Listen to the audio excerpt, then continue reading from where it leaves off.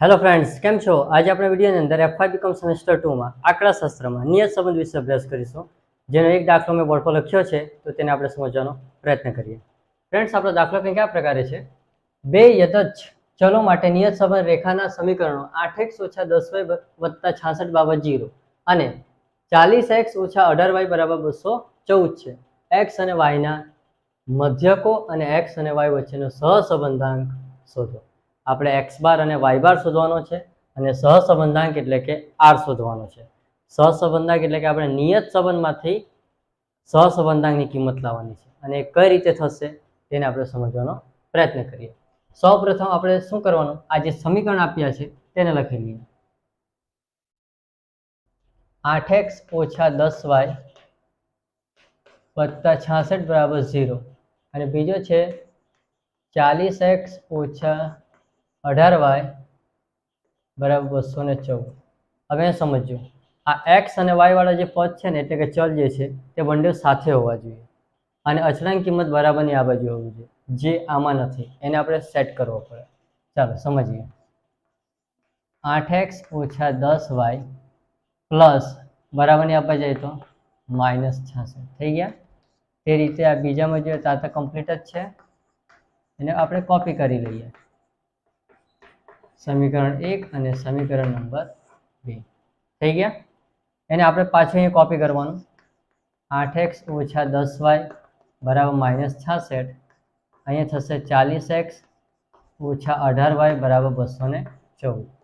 આ રીતના બ્રેકેટ બનાવો, ગુણ્યા ગુણ્યા. x અથવા તો y, આ બંનેમાંથી કોઈ એક ચલને આપણે ટાર્ગેટ કરવાનું. આપણે x ને કરીએ. હવે જો આ નીચે કેટલા છે? 40 છે, એનો સહગુણક તેને ક્યાં લખવાનો? એ ઉપર. અને જે ઉપર સહગુણક 8 છે તેને ક્યાં લખવાનો? નીચે.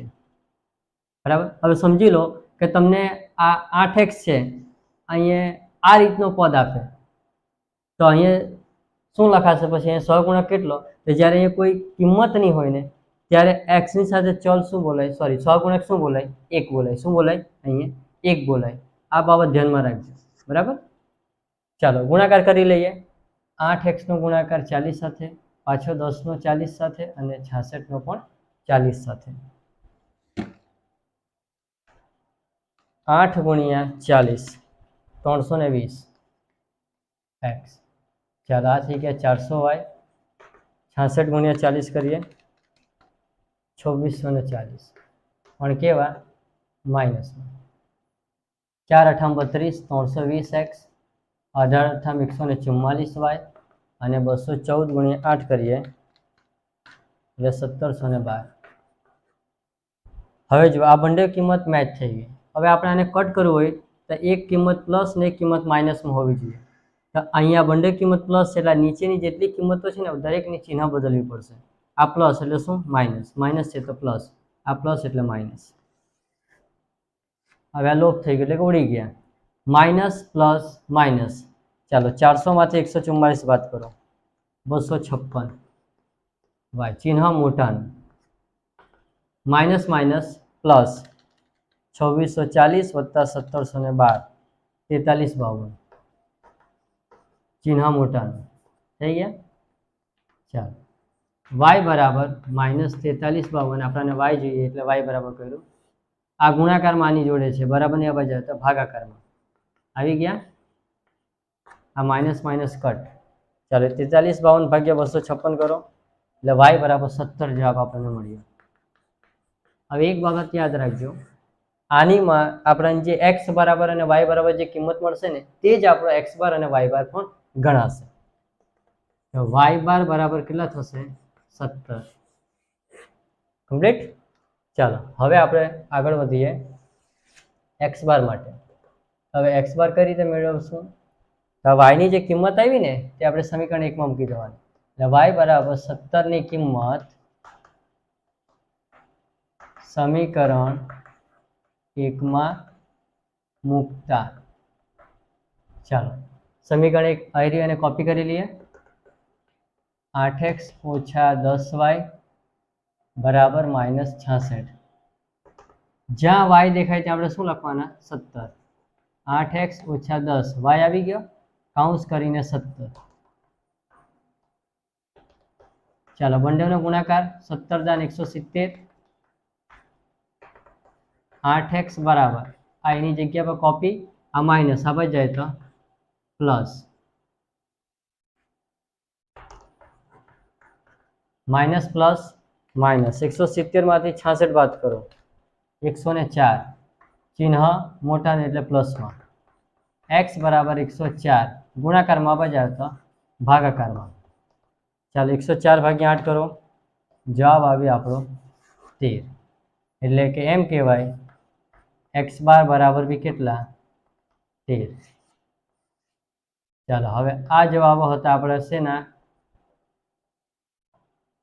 x બાર અને y બાર એટલે કે મધ્યકના હવે x અને y વચ્ચેનો સહસંબંધાંક એટલે કે r શોધવાનો છે એના માટે આપણે પહેલે byx અને bxy શોધવો પડશે કઈ રીતે સમજીએ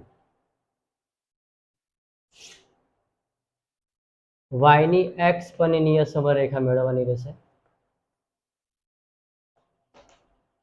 નિયત સંબંધ રેખા એના માટે આ સમીકરણ 1 જે છે ને તે બેઠો કોપી કરવાનો 8x ઓછા 10y બરાબર -66 આગળ કોનું નામ છે y નું તો y બરાબર ટાર્ગેટ કરવાનો આપણે હવે જો y માઇનસમાં છે તેને આ બાજુ લાવશું એટલે પ્લસમાં થઈ જાય અને આ માઇનસ છે આ બાજુ આવશે આની પાસે એટલે પ્લસ થઈ જાય ધ્યાનથી સમજજો જગ્યા પર આ માઇનસ આ બાજુ આવે તો પ્લસ બરાબર કરીને આ માઇનસ આ બાજુ આવે તો પ્લસ એટલે બની ગયો કે નહીં y બરાબર ટાર્ગેટ આ ચાલો 8x વત્તા 66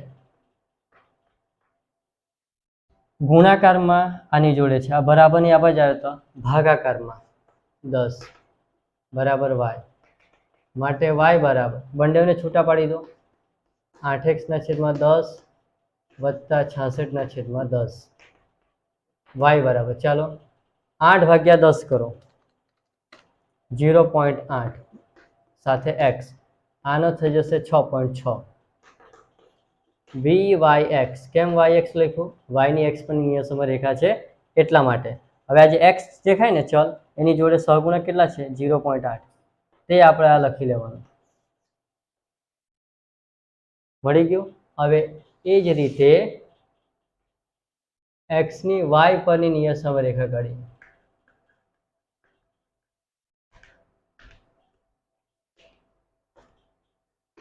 એના માટે બીજા સમીકરણનો ઉપયોગ કરવાનો 40x ઓછા 18y બરાબર 214 ચાલો x આગળ આવ્યું એટલે x બરાબર ટાર્ગેટ કરીએ 40x બરાબર 214 જગ્યા પર માઇનસ આ બાજુ આવતો પ્લસ થઈ ગયા માટે x બરાબર 214 વત્તા 18y ગુણાકારમાં આ બાજુ આવતો ભાગાકારમાં થઈ ગયા બંનેને છૂટા કરી દો 214 ભાગ્યા 40 વત્તા 18y ભાગ્યા 40 માટે x બરાબર 214 ભાગ્યા 40 કરીએ એટલે 5.35 અને 18 ભાગ્યા 40 કરીએ એટલે જવાબ આવશે 0.45 સાથે y અહીંયા પહોંચી જઈએ એટલે આપણે શું લખવાનું bxy કેમ xy લખ્યું તો x ની y પરની નિયત સમરેખા છે એટલા માટે ચલો y ની જોડે સહગુણક કેટલો 0.45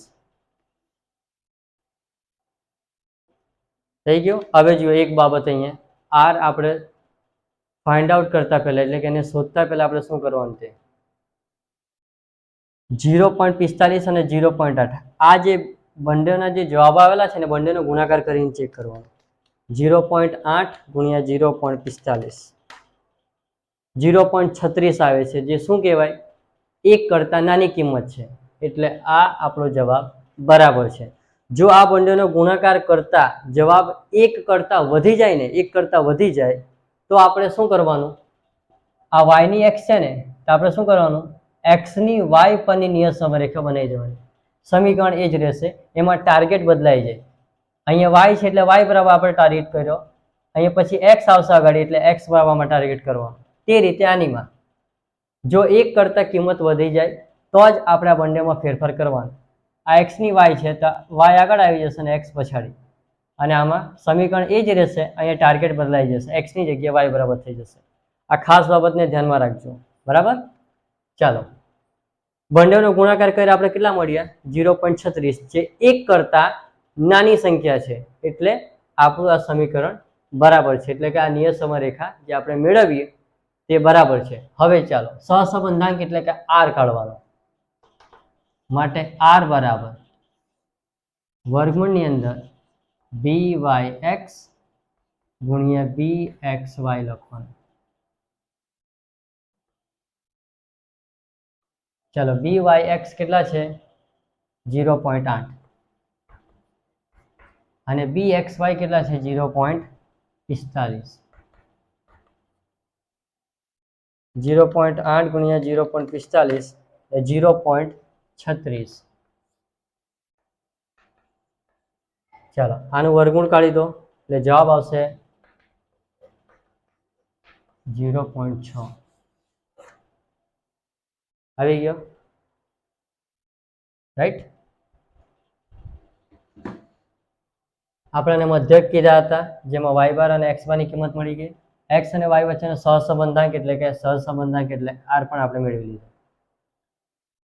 ફ્રેન્ડ્સ, કંઈક આ રીતે સમીકરણ પરથી આપણે x બાર y બાર અને સહસંબંધાંકની કિંમત કઈ રીતે મેળવી શકાય તે દાખલાની આપણે સમજવાનો પ્રયત્ન કરેલ છે.